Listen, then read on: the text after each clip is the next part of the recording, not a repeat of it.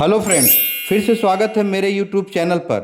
क्या आपने कभी सोचा है कि पक्षी इलेक्ट्रिक वायर्स पर आराम से बैठते हैं फिर भी उन्हें इलेक्ट्रिक शॉक क्यों नहीं लगता?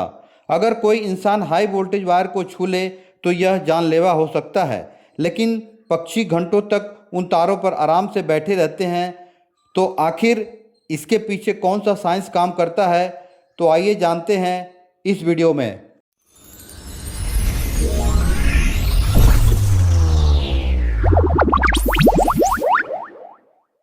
इसका मुख्य कारण बहुत सरल है।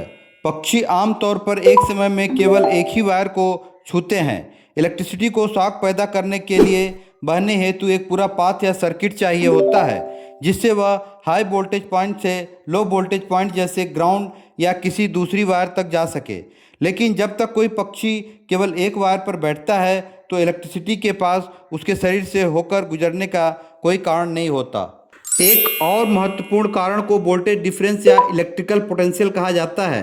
पक्षी के दोनों पैर एक ही वायर पर होते हैं, यानी उसके दोनों पैर बिल्कुल समान वोल्टेज पर होते हैं। चूंकि दोनों पैरों के बीच कोई वोल्टेज डिफरेंस नहीं होता, इसलिए इलेक्ट्रिक करंट पक्षी के शरीर से होकर नहीं बहता।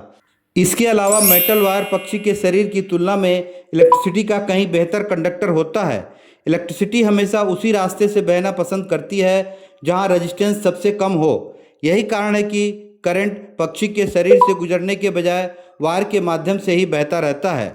लेकिन क्या इसका मतलब यह है कि पक्षियों को कभी इलेक्ट्रिक शॉक नहीं लग सकता? असल में ऐसा नहीं है। उन्हें भी इलेक्ट्रिक शॉक हो सकता है। अगर कोई पक्षी एक ही समय में दो वायर को छू ले या फिर किसी पावर लाइन और ग्राउंडेड मेटल पोल को एक साथ छू दे तो यह एक पूरा सर्किट बन जाता है। ऐसी स्थिति में इलेक्ट्रिसिटी पक्षी के शरीर से होकर बहती है और इलेक्ट्रिक शॉक का कारण बन सकती है। ईगल, वल्चर्स या स्ट्रोक जैसे बड़े पक्षियों को अधिक खतरा होता है, क्योंकि उनके बड़े विंग स्पैन की वजह से वे गलती से एक साथ कई वायर्स को छू सकते हैं।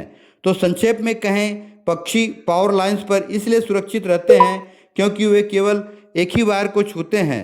उनके शरीर के आर पार कोई वोल्टेज डिफरेंस नहीं होता और इलेक्ट्रिसिटी मेटल वायर के माध्यम से आसान रास्ता चुनती है। अगर आपको यह वीडियो दिलचस्प लगा हो तो ऐसी ही आसान और प्रैक्टिकल साइंस एक्सप्लेनेशन के लिए वीडियो को लाइक, शेयर और चैनल को सब्सक्राइब करना ना भूलें। Thanks for watching.